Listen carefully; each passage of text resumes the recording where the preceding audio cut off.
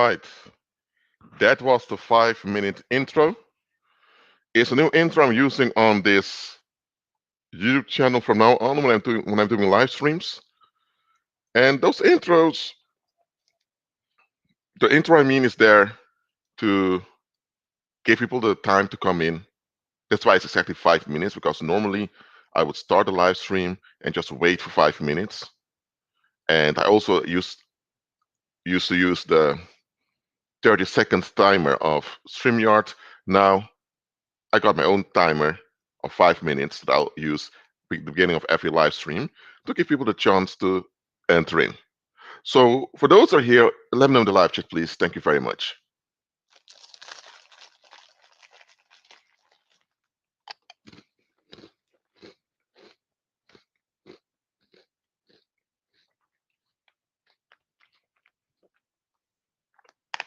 When you're here, let me know in the live chat. Thank you.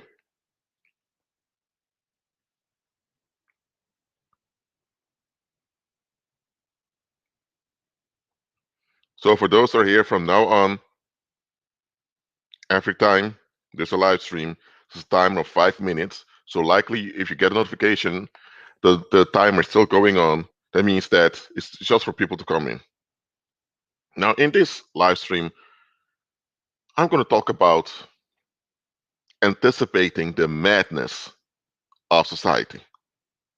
Yes, that's what it's about. That's why I call it Illyric. Let me see how I call this live stream again.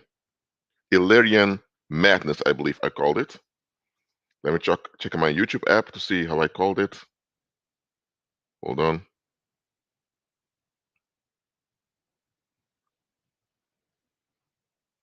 Wait. And there's a PowerPoint about to share soon, so you can take notes of what I'm saying in the PowerPoint. There's not going to be much text in it, but I use PowerPoints, as I promised, to help you visualize what I'm teaching you. Yes, Illyrian Madness. Yes, that's how it's called. Now, why Illyrian Madness? Okay, well, Illyria was a region in ancient times. Okay, and now I'm shifting towards the PowerPoint. Hold on, I need to share my screen. Share screen.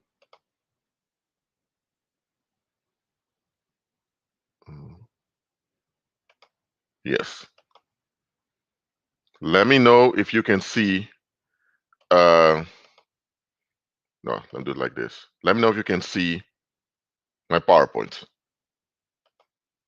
If you don't see it clearly, then check the streaming, the streaming settings of your YouTube page. Let me know if you can see it.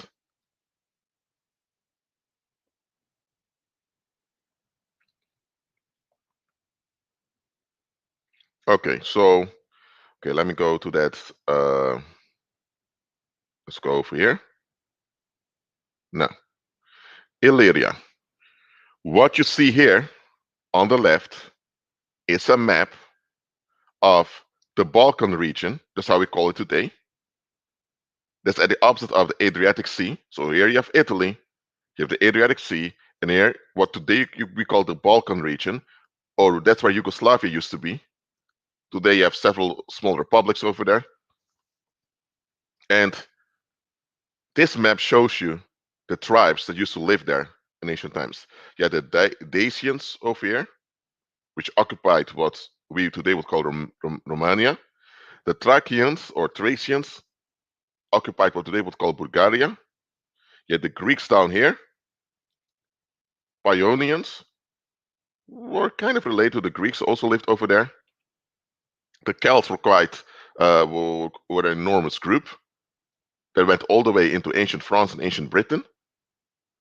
And here you had the Illyrian tribes, and later a portion of them we'll call the Dalmatians also.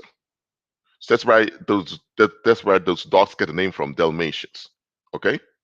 Now, so these are the tribes of here, Pannonia, Amantini, Duri, Kawi, the V is pronounced as a W. So these were the Illyrian people. And as you can see here, most of them lived in the south, near the shores. You have a very mountainous region over here with many rivers ending in the sea, and that's where most of them lived. Which is not very illogical because this is close to Greece, where a lot of trade happened. And the bigger tribes lived in the more lower regions over here near the Danube River. So this just to give you an idea of what Illyria was. And now let me go back. This was Rome in around the beginning of our calendar. Here says 9 AD, but it's also from a little bit before that. Everything in orange was direct under the administration of Rome, but Rome also had client kingdoms over here and over there and over there. But here you see a big portion of ancient Germany was also also under Roman rule. And here you had Illyria, right over here. Pannonia here was not a province yet. That will become later on. So the Pannonians, for the biggest part, were still free. Okay. Now, when you look at this map right over here, what is it that you notice about the location of Illyria?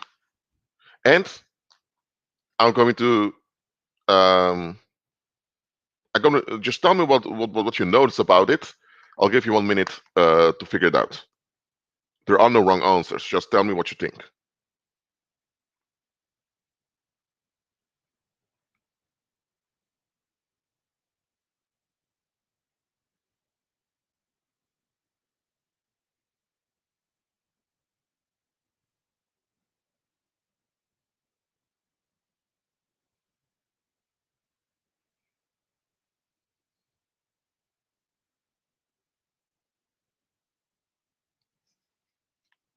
So what do you think it is? What do you notice about the location of Illyria?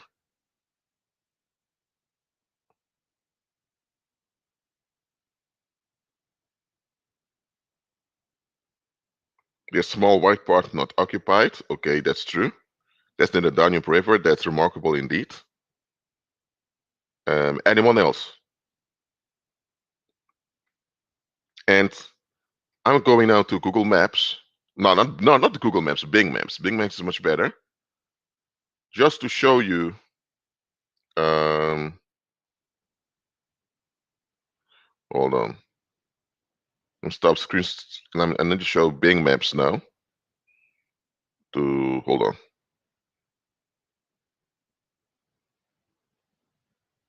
Yeah. This is Bing Maps. Let me zoom out a little bit.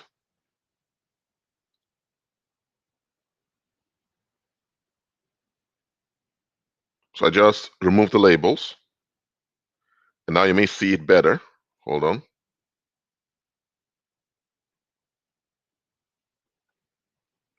This was Illyria, right over here. This part. Where I'm showing my mouse. And if I put the labels on, you can see which countries today it are located over there. Well, let me remove the labels because it may distract a little bit. So when you look at the whole big picture, I mean, back then, the Roman occupation went all the way over here, including Illyrium, all the way down here, and at the big portion over here. What you get out of it is that Illyria was right in the center of the eastern frontier. So let me shut down Bing Maps and go back to, hold on.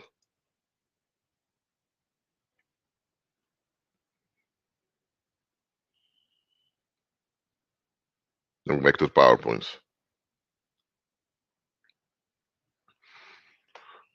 So what you see here, okay, let me make this thing bigger. Indeed, is that Illyria was in the center, because here you had the frontier amongst the German tribes. That one was here above. Then you have here the frontier with Asia, which included also the Black Sea. But in the center of the eastern frontier, you had Illyria right over here. And you may ask yourself, Rashid, why is that so relevant? I'll tell you why. Because the Mediterranean, especially the east of the Mediterranean, was the economic center of the empire, not Rome. Now, Rome was a very rich and wealthy city, one of the biggest cities in ancient times, but it was the eastern Mediterranean where most of the trade took place. Most of the wealth was to be found in the eastern Mediterranean. And Illyria was located at the Adriatic Sea, bordering the eastern Mediterranean right over here.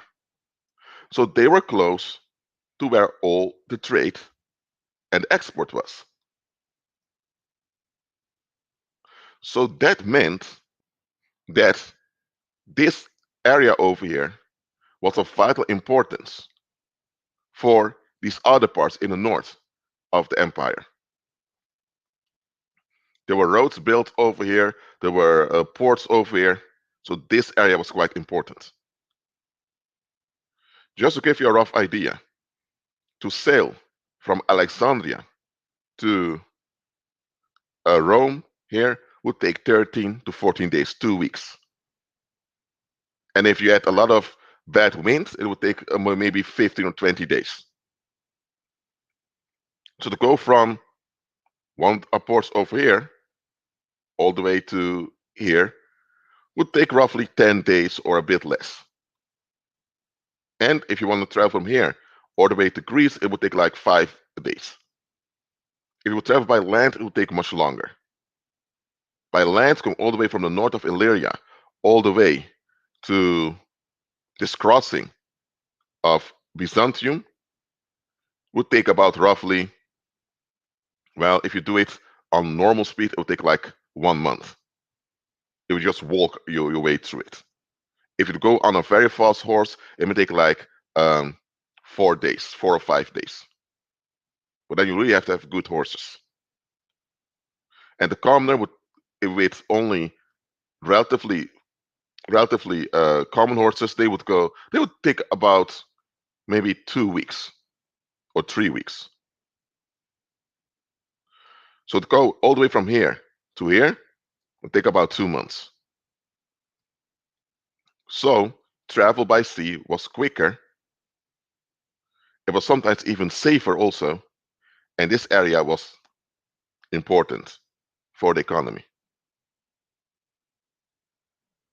Now, the reason I'm showing this is because the Romans overplayed their hand eventually. It was in the very beginning under Emperor Augustus.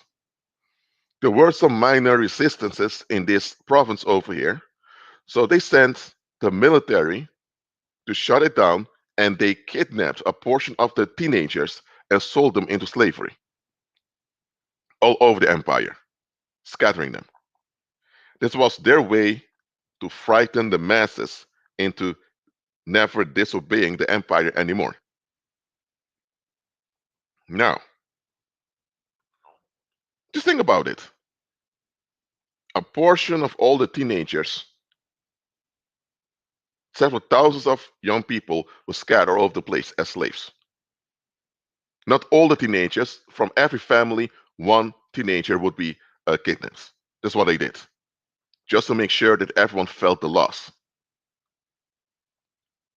Now, 15 years later, after this action by the Roman military, there was a lot of resentment because many of the little children who saw their older siblings being kidnapped that way. They were filled with resentment against Rome, and they were young adults now. So those young adults all vowed to avenge their siblings. And also, some of the older people were also upset with what was done. So here's how it went. There were three chieftains who started a revolt, and the rest of the region just uh, collided with them. And eventually, yet over 1 million men, young men, 1 million of them, that were armed. So within those 15 years, the resentment built up and it escalated. And there were around 20,000 cavalry also available. And they went crazy. They just attacked any Roman fortress around, any Roman villa. So Roman village was established, they also sacked. So, and all happened very quickly, very swiftly. When this happened, it took about 2 weeks before the message arrived in Rome, and it took about a month before the message arrived at the Rhine frontiers. It took about 2 months before it arrived at the Atlantic naval bases, and it took about a month and a half before it arrived all the way in Egypt. So within 2 months, throughout the whole empire, the news reached that there was this big revolt. So by the time Rome was aware of the revolt, it was it was out of hand already. It was so big that for a moment they had no grip on what's going on. So for a moment, this portion over here was not part of the empire anymore. So what happened was that eventually Augustus requested the legions at the Rhine to be moved towards here. And that would take a while because remember, back then there were no trains, there were no was no air force. You only had sail ships, or you had to go by land. And not all of those soldiers had horses. Many of them had to walk, carrying all that armor.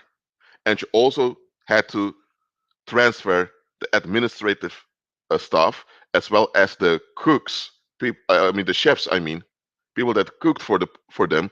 You also had to transport the slaves that were working there. You also had to transport the prostitutes, yes. You had to transfer a lot. So it took a while, months before the legions over here were located over there.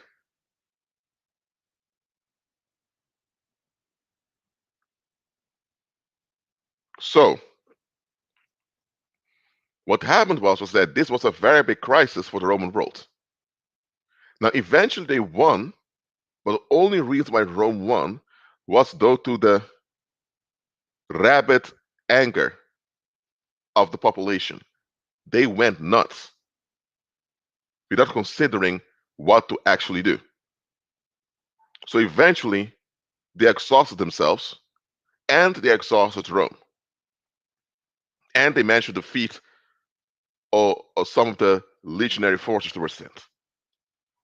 Now, this war inspired a German prince who served in the Roman military, Arminius, and he later repeated a similar thing in ancient Germany, and he managed to free a big portion of ancient Germany, killing 30,000 Roman soldiers. So that's 3 legions in a Teutoburg forest. Now, why am I sharing this history? Because what I'm about to teach now is based or inspired on this history. Again, look at this. Most other tribes live in the south. Few live in the north. It's a very mountainous area. So for the Romans, it was quite hard to detect the guerrilla warfare that was going on. Now, this last was called Illyrian Madness. Now, why am I calling this Illyrian Madness? Because that is, just like the Illyrians revolted in a rabid rage, the same way society will revolt against you eventually when you walk by faith. They won't consider their own interests anymore. They won't even consider their own reputation, because normally it's their own reputation that keeps them in check. But eventually, when they realize that they're resisting and resisting, and the costs only fall on them, and you are not bothered nor afflicted at all, they will go into rabid rage. Before I continue, do you understand this, what I just explained? Let me know in the live chat.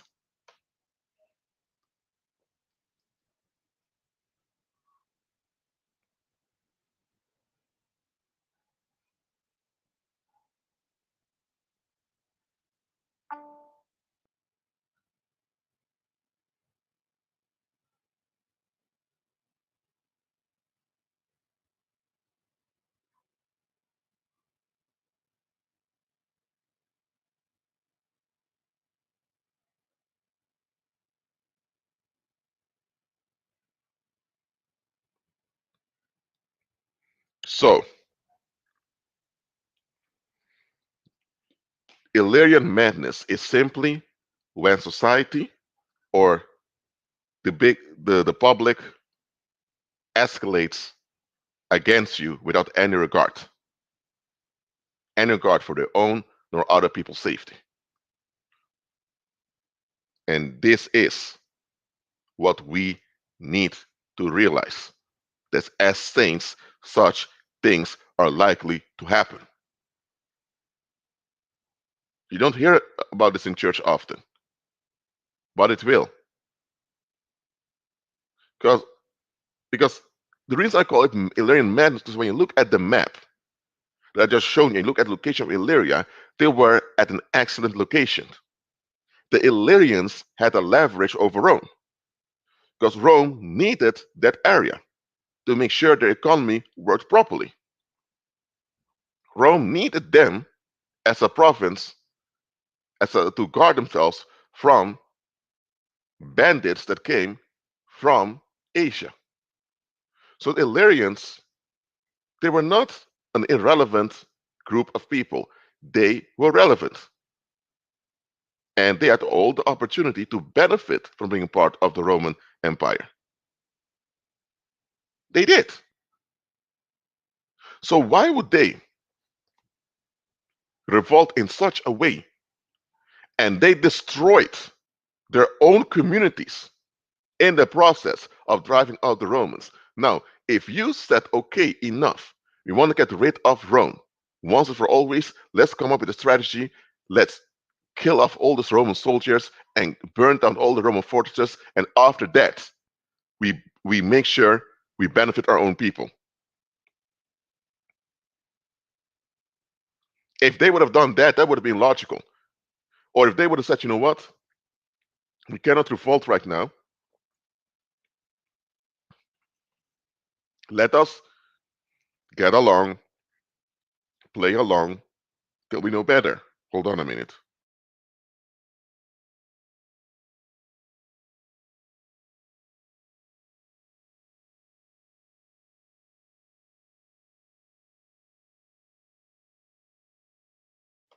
There was something wrong with internet connection. It's restored. Praise the Lord. But if they would have said, you know what, let's play along, get along, let's earn more money by trading within this empire. And once we have a lot of money, we'll begin to build many ships. We'll say to the Romans, it's just for trade. The Romans will be proud on us that we are contributing to the economy. Meanwhile, those ships are really there as our navy, and we will suddenly turn on the Romans, kick them out, and we'll use our tiny navy to shut down Greek merchant ships around us. If they would have done something like that, it would have been more successful and have been more logical because they would have protected their own domestic economies as well as their own households. What the Illyrians did was kind of suicidal. They unloaded in full rage, devouring everything on their way just to get rid of the Romans. Even the Romans were thinking, what are you guys doing? It's one thing to want to fight against Rome, but it's another thing to destroy your own infrastructure that your ancestors built. So the Romans realized these people are losing their minds. So eventually, it wasn't anymore about Rome, it was them just escalating and escalating for escalating's sake. Now, this revolt was so grievous, so shocking, and so embarrassing, both to the Illyrians that survived it, as well as to the rest of the Roman Empire, that the Romans did their best to forget all about it. And it also showed a weakness in Rome that Rome did not want to admit. And that weakness was that violence will always backfire. Rome was convinced that violence used the right way is always effective in the long run. But now the Romans realized that what they've done 15 years before the rebellion, kidnapping thousands of teenagers and putting them in slavery all over the Mediterranean, just to prove how powerful they were, now the Romans realized that wasn't a good idea. So that was one reason also they wanted to cover it up. And Illyrians also want to cover it up because it was quite humiliating how their own people escalated like that. Now, and shortly after the Illyrian revolt, when they were still recovering and building up the area again, yet Arminius killing 30,000 Roman soldiers in the Teutoburg forest. So that was another blow to the Roman Empire. So you first had the Illyrian Madness that overtook them, that lasted several years, and then you had Arminius turning on them and killing 3 legions in Germany. So the Illyrian Madness or Illyrian Revolt, it was actually Rome's own policy backfiring on them. However, it also backfired on the public that revolted. Now, this is human history. And the similar things like this that happened in throughout history also later on. But these type of revolts are often suppressed. People don't want to talk about them. Because if you would examine them, you clearly see why it happened. Now, this is what you need to understand as a believer. Anytime you have a portion of the public, now let's say just the public, because the world is in darkness. Anytime the world figures out that they can't sabotage you nor shut you up, they develop resentment towards you. And one way you can recognize this resentment is a lot of people just stop talking to you. Or when they talk to you, it's very rough or very brief, then they walk away. People develop resentment towards you when they realize that they cannot sabotage you.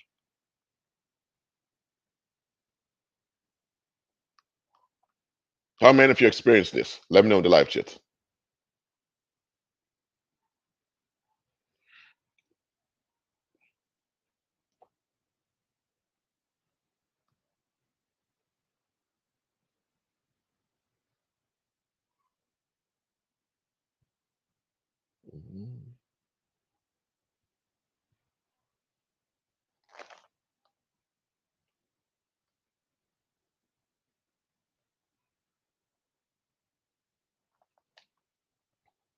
So, here's what you need to realize. The moment you get the symptoms that resentment is developing, pay attention to the public.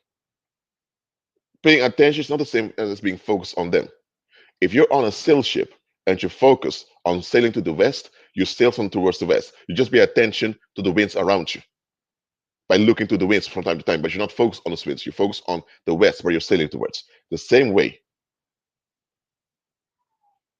when you notice resentment growing, pay attention to the public.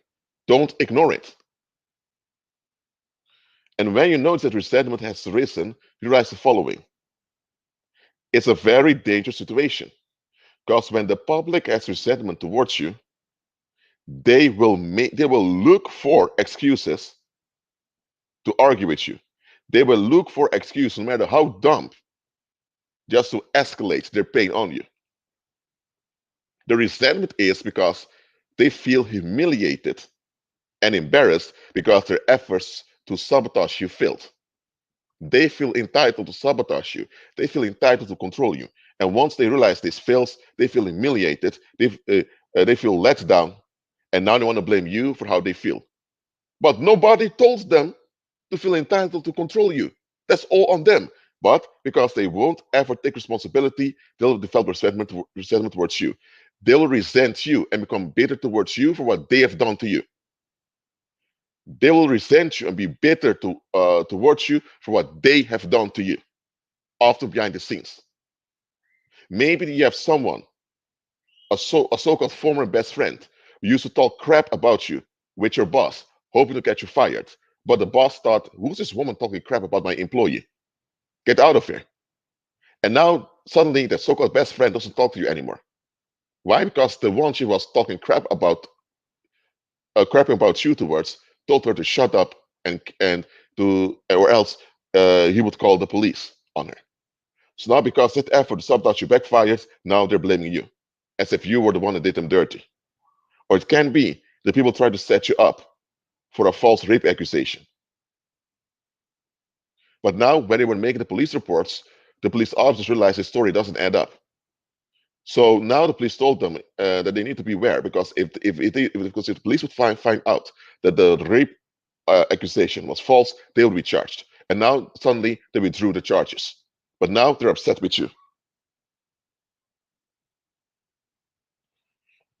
I mean, such things happen. And it's not always strangers out of the public that do it. Sometimes it's people close to you. They remind you to do better in life as long as it's not better than what they allow you to be. Some will allow you to get a job, but it won't allow you to be successful with your own business. To them, that goes too far. To them, you cross a boundary. Why? Because they have expectations of how things should be, and in their expectations, there's a certain role you have to fulfill. If you don't fulfill that role or you don't submit to their sabotage, they see it as an attack on them. If you are considered rude by them because you don't give in to their expectations, they feel entitled to make life hard on you because you don't give in to their expectations. And the moment they fail and make life hard on you, now they get angry at you, blaming you for how they feel. But why do they expect that you just have to accept them to control you like that? Such things often happen. So when you notice that resentment is built up, the first thing you do is you keep your safe distance from those people. Make sure you don't need to be involved with them as much as possible.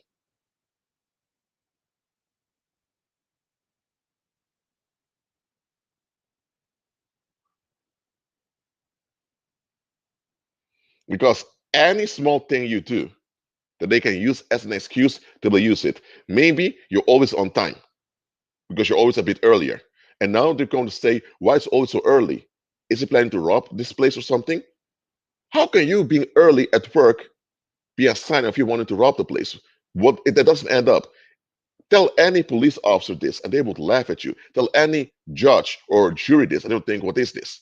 But will they will see things that don't exist just to have a reason to escalate against you because they want to get rid of the pain and the weight of the resentment, but they blame you for the resentment. So that's why they expect you to have to deal with the pain and the weight.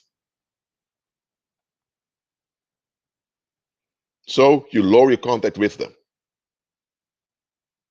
Does that mean that you agree with their rage against you? No. You just keep their anger at a distance from you. The second thing you do is you pay attention to their allies. Because when they are resentful towards you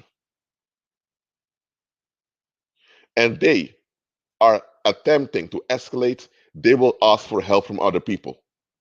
And likely other people will join them. Right? Because look at this. Let me give an example. Let's say that you have a flat complex with several people living in that flat complex, and you have one guy that lives there.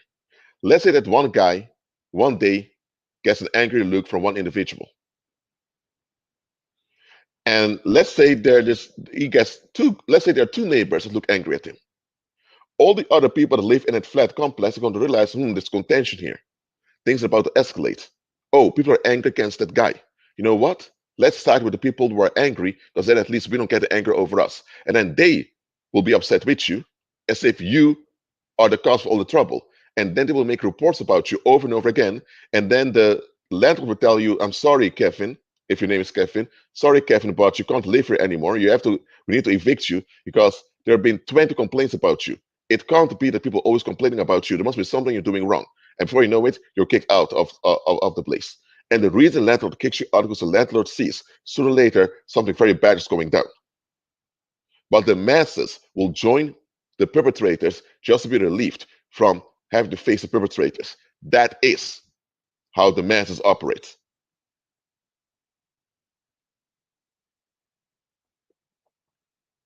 So if there are co-workers at work doing this to you, pay attention to the employer and pay attention also to their social media. Check who are they hanging around with. Now that's not stalking, this is just informing. There's nothing wrong with informing who you're dealing with. Check who those people are, who they are associated with. If you find out that one of those people who is resentful towards you is a relative or on good terms with a local police chief, then you can figure out that sooner or later they will try to involve the police against you. If you find out that there is this drug cartel that's operating nearby, and some of the people there are either involved or befriended with people involved in a drug cartel, then you know that sooner or later they may hire hitmen or criminals to torture you, mutilate you, or actually just get rid of you. So also after you lower contact, observe them to see who their allies are. Do you follow me till now? Let me know in the live chat.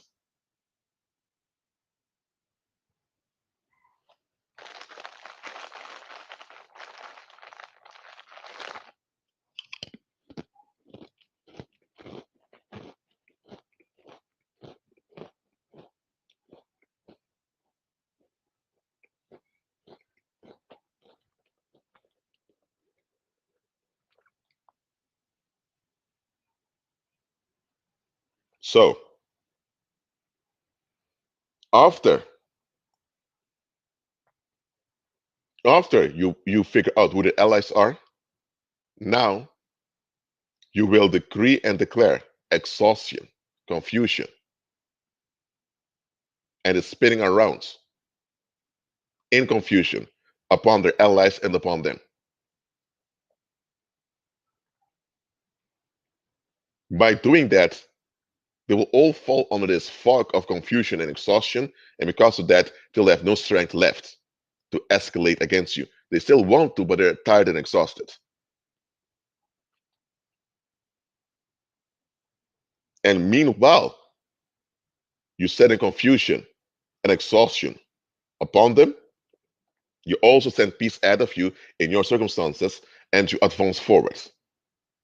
Primarily on a financial level, that you're financially autonomous, so you have economic relevancy. And because you have economic relevancy, you don't have to be involved with too many people anymore. When you have economic relevancy, you can just stay months without working, so you don't have to be involved with people that may turn on you. So do you understand the strategy I just explained to you right now?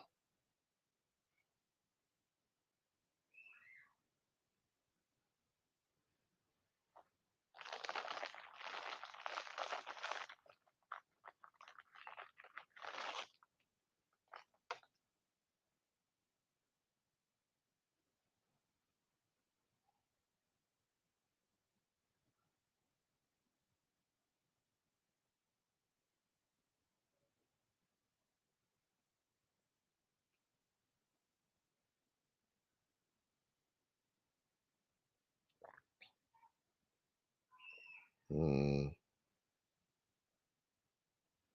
all right.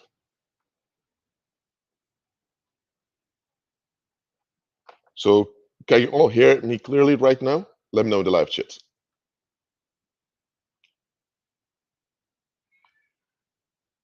Someone's talking nonsense in the live chat by stating things that have nothing to do with the topic. So I put the individual timeout, not allowing anyone to troll around here at all.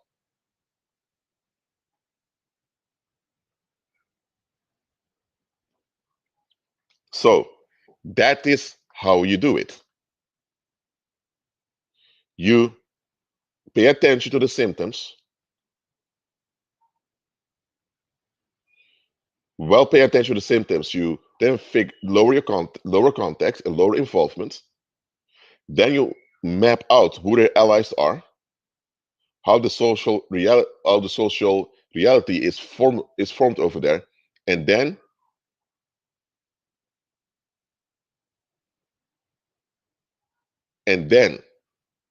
you send the confusion and the spinning around in madness on them. You have to do this. You have to make sure they cannot unite in harmony against you. Because the moment you lower contact and stay away, but you don't take action to cause confusion and instability amongst them, what happens is that they are resentful towards you. Their allies will likely join them. Before you know it, you have a whole army of bitter people determined to shut you down. And it should never come this far.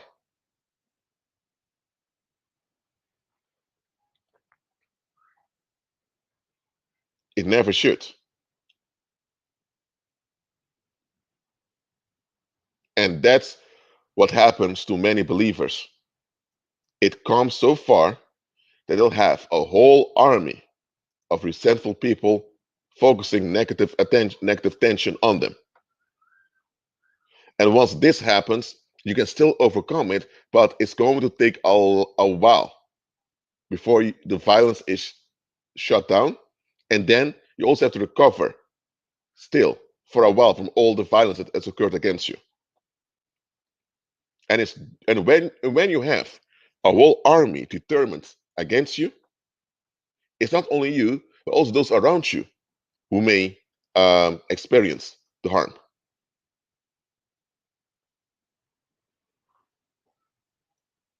There are believers whose businesses crashed, whose health began to deteriorate.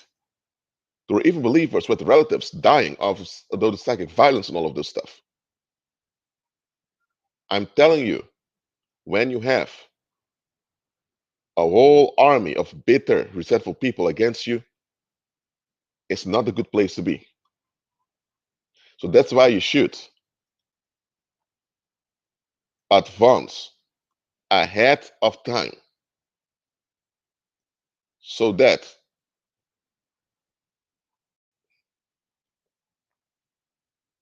they cannot ever succeed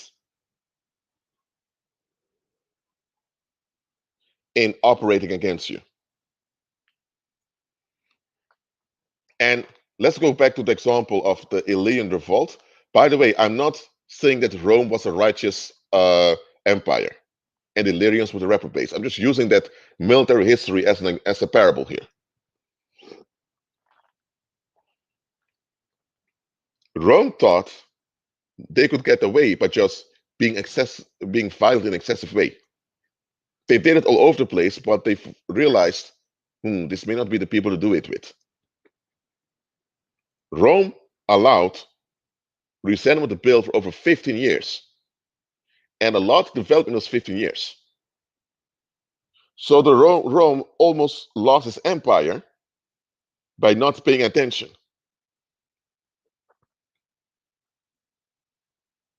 And the thing is, the Romans should have expected some backlash to come for what they've done to all those families.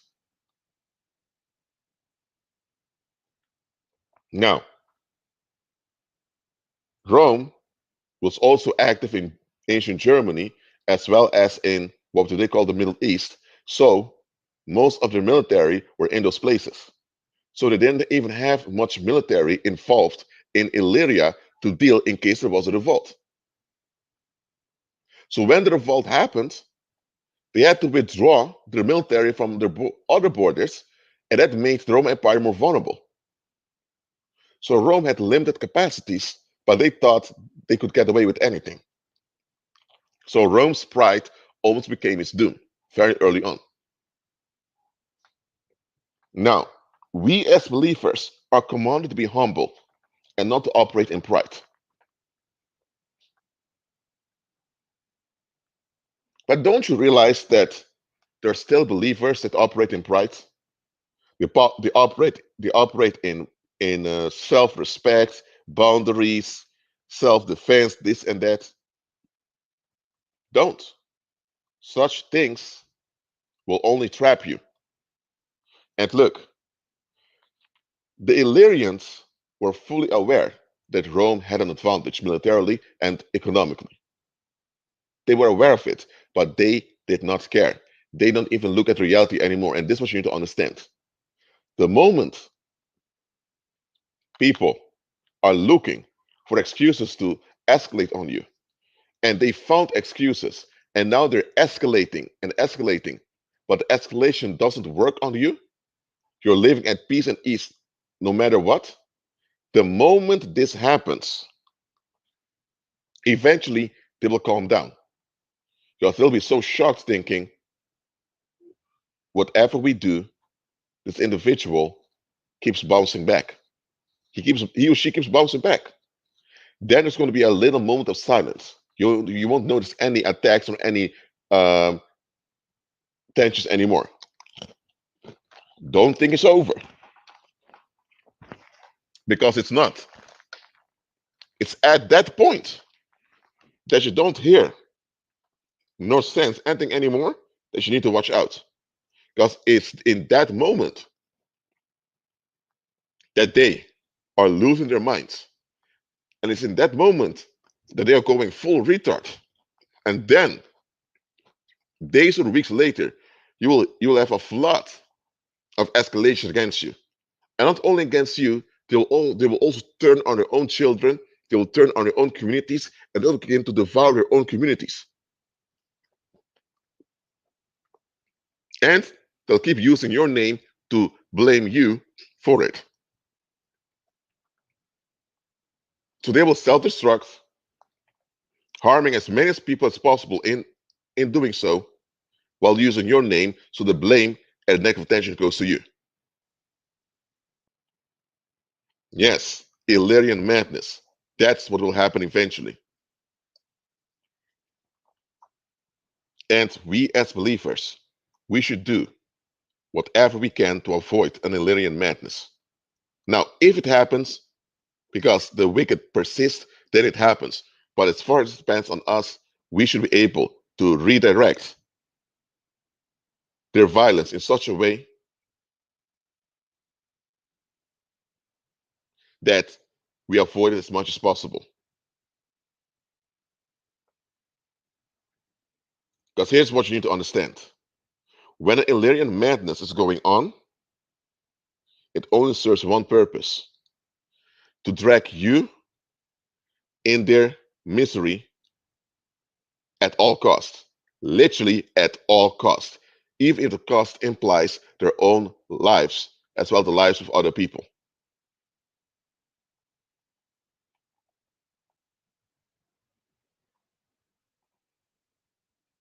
So you may survive it, but others may not survive it. And because others are likely not to survive it, now you have a cycle of anger towards you in the culture that will last for generations. Now you may ask, oh, why would that happen? Look, if you had your own business and people couldn't destroy your business, but instead they were so upset that they picked up guns and went throughout town shooting people, killing people randomly. The police came and the police had to shoot them down. Now, nobody in the right mind can actually say it's your fault that they went out crazy with guns killing all those people. No. However, because they kept mentioning your name all the time, people are going to build a connection between you and the tragedy that happens. And then people are going to think, what does this small shop owner has to do with all those people escalating and killing folks? Then people are going to figure out, hold on a minute.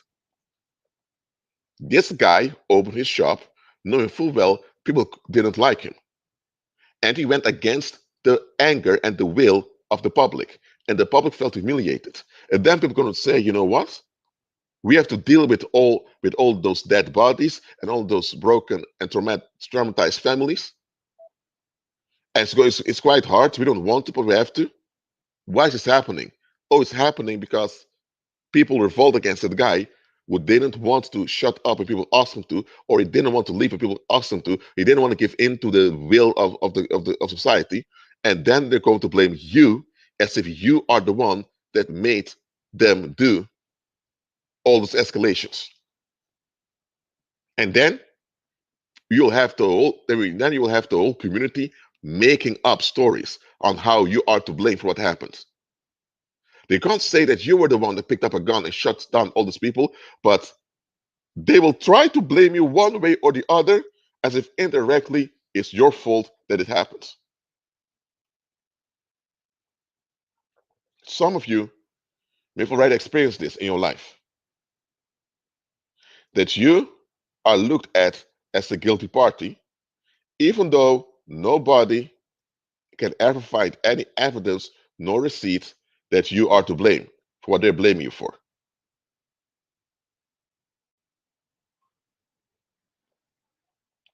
And look, once this happens, it becomes a generational thing because they will keep repeating those accusations around. Others who hear those accusations are filled with negative data about you. And because they're filled with negative data, they likely will act on those negative data towards you. So now you have more and more people joining in the accusation, and then they will transfer it to their children. The children will believe it, and now you have a whole generational curse operating against you and against your offspring. Do you understand how these things go? Let me know in the live chat.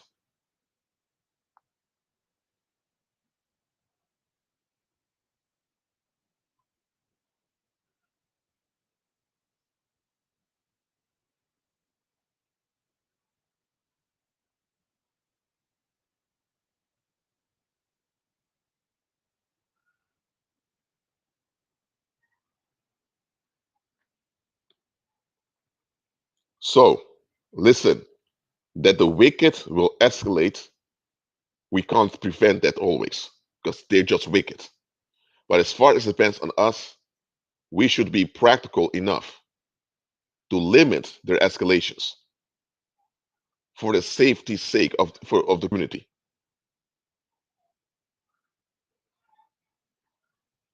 Let me give another example to you. This is a worldly example. It's not an example for us believers. Let's say you have uh, you have a guy who used to be involved in selling drugs. He stopped selling drugs eventually, and he just went to work somewhere. Now he sold drugs in his spare time. Nobody knew about it. But now the people he used to sell drugs with, they're not looking after him. Why? Because he left the drug scene and he's earning more money now legally than they are doing with selling drugs because the marketplace is not good.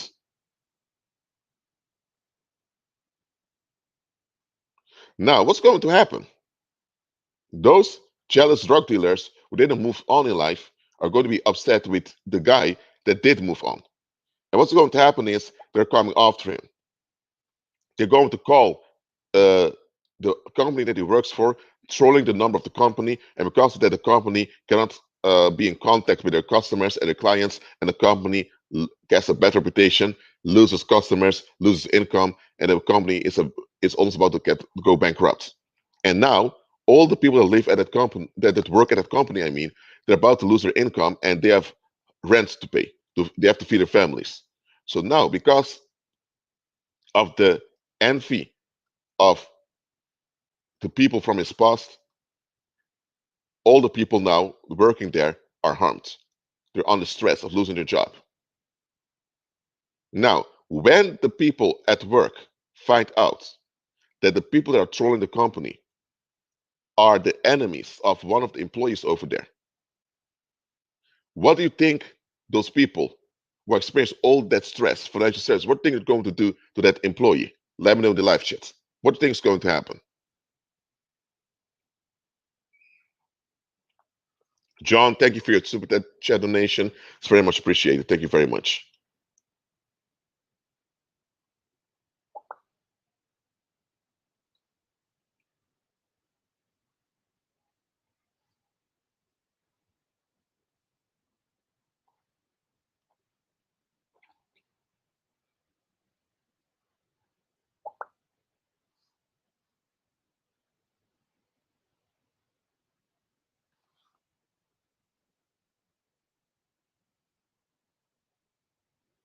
Yes, they'll try to get rid of him. He'll get the blame. And the people will say to him, you know what type and you know what type of people you were hanging around with. If you were not here, we wouldn't have to be facing all of this stuff, which is correct. And this is the reason why many jobs do a background check. Because if someone has a past that's quite, how would I say, if someone has a past that's quite controversial, that controversial past may haunt them. And once the controversial past haunts them, it will also affect all the other people that are there. That's why there are people that have difficulty getting a job, not because of a criminal record or whatever, but because they may be from a family background that's quite controversial.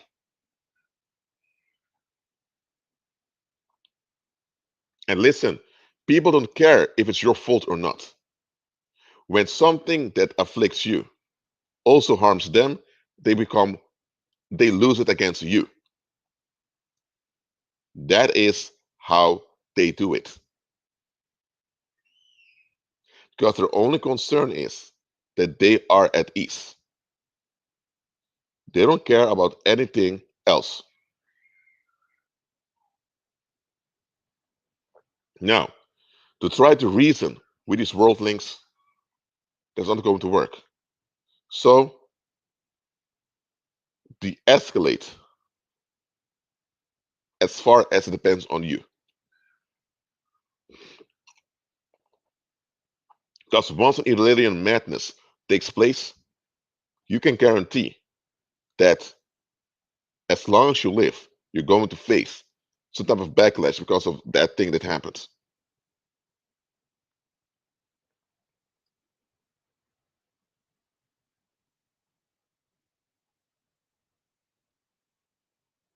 That's how it goes in this world. When there's controversy, people want someone to blame for the controversy. They don't want to deal with it.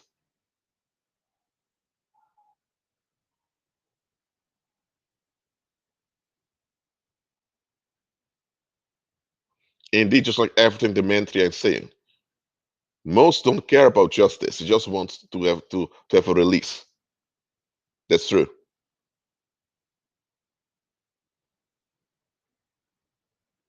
So, if you are noticing right now that people are getting resentful towards you, you know what to do now. Don't ignore it, and don't just think it will fade away. It will not.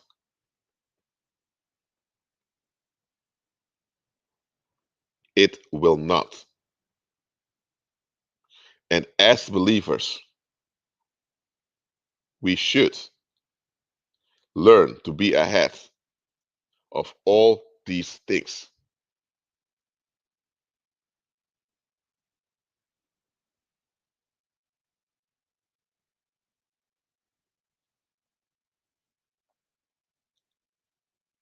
If we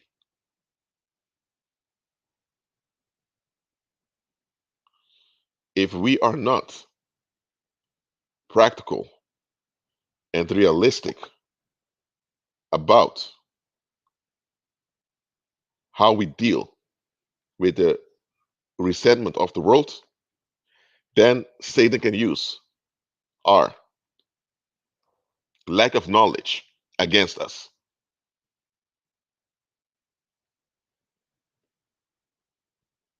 So, do you understand what I've just explained?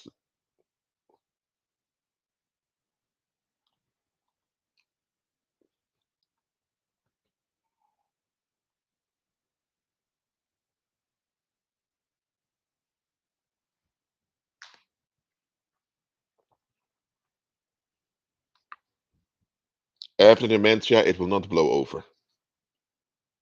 It will not. And some of you need to learn the following. If it's better for you to relocate, relocate. I'm not telling you to just move to a new place just because some people are talking about you. No, I'm not telling you to be a coward or to allow the opinions of people to control you. What I'm telling you is if you sense that the resentment is turning into an Illyrian madness, move to a new location. Just do it. Don't be proud thinking, hey, I'm the believer here. Hey, I don't people shouldn't mess with me. Stop thinking like that. Even Christ himself left when people insisted on madness. When people insisted on madness and escalating, Christ shook off their violence off of him. He shook off the dust from his feet.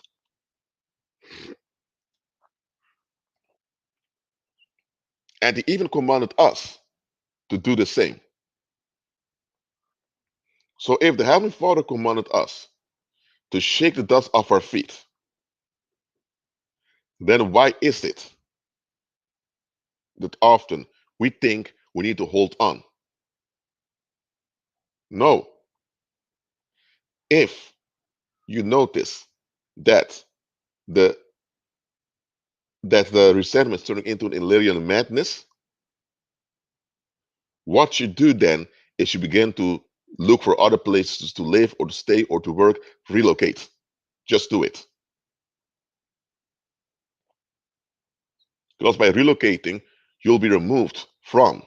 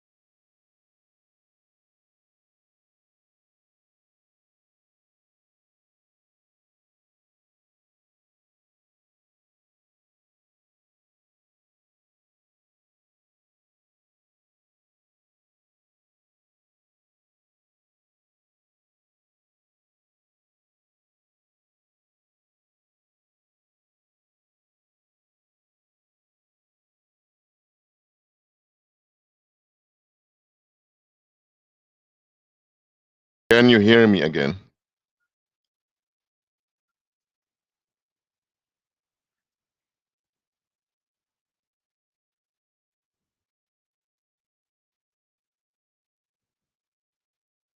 So let me know if you can hear me.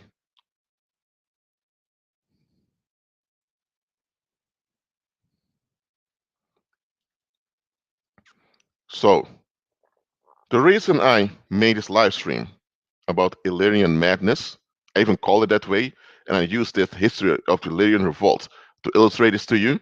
The reason I made this live stream is because too many believers are swept away by the spiritual warfare um, hysteria that many churches have. Because there's some churches who are obsessed with spiritual warfare, and they want you to have this militant attitude of just escalating yourself just to get things done. Now, there are times as a believer you can escalate spiritually to get things done. That's okay. But often it's also better to just de escalate the stupidity of the wicked so that you won't have to deal with it afterwards.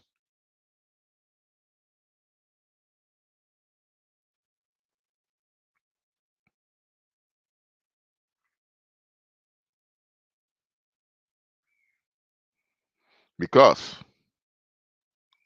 let's go to, because when you don't recognize the difference between turning the tables against the money changers and causing profit for swine, then you can get into a lot of unnecessary trouble. What Christ did in the temple, turning over tables and smacking out the money changers, it was escalating in power against those that persisted in doing wrong. But here's the thing, there was another time that Christ just walked away. Now, what's the difference? When Christ delivered the man who was possessed with a legion of demons, okay? That man was the victim of the community. That's why all the demons of the community were pushed inside of him. And he was the one that remained self destructive and crazy. When Christ cast out the evil spirits, and the evil spirits back to go into the herd of swine, and the evil spirits drowned the herd of swine. When the two shepherds went and reported everything, both in the city and at the countryside, the whole community came to see what happened. They all saw the thousands of swine that just drowned in the lake near the shores. And all of them saw the man that used to be demon possessed sitting there peacefully in his right mind. And look at this, the public did not become upset with the thousands of swine that were drowned. They couldn't care less about the swine. What they were frightened about was that the man that they all used to victimize was in his right mind. And then when they saw Christ, and Christ was the one that did it, they begged him to leave them alone and to go away. Why? They lost their scapegoat. They lost their dump site. Now everything will haunt them instead of just that man. So when the public insisted on violating victims, Christ knew that they eventually would go full retard and just go on a killing spree or whatever. Christ de-escalated by shaking dust off his feet and move away. The other time when there were groups of people exploiting the poor, it was an organization that was doing it, and Christ escalated against the organization. So listen, when it's an organization that's exploiting and harming the people, you can escalate in prayer and in power against the organization, like Christ did. Especially when that organization misuses the name of God or scripture to justify themselves. You can do that. But when it's the masses, the public, that insist on victimizing, you shake the dust off your feet. That's the difference. Do you get the difference? Let me know in the live chat.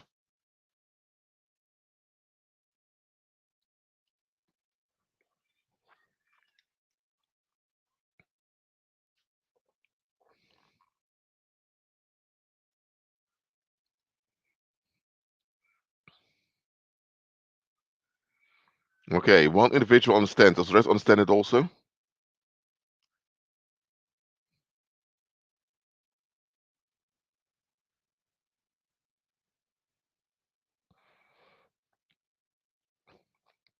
Just like everything the mentee is saying, they should have been happy for him and asking him to help others.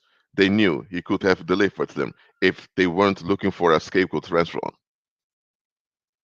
So when it comes to organizations, whether it's a government agency or whether it's a local religious institution or whether it's just a cult or whatever, then you can escalate in prayer and fasting and shut it down.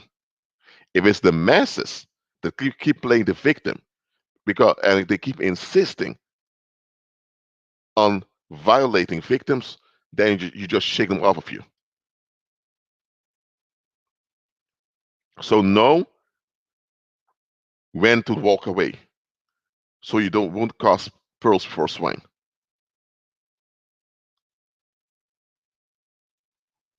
Now, that's all I have for this live stream. Okay? So, thank you for being here. Put everything I've told you into practice, and I'll see you next time.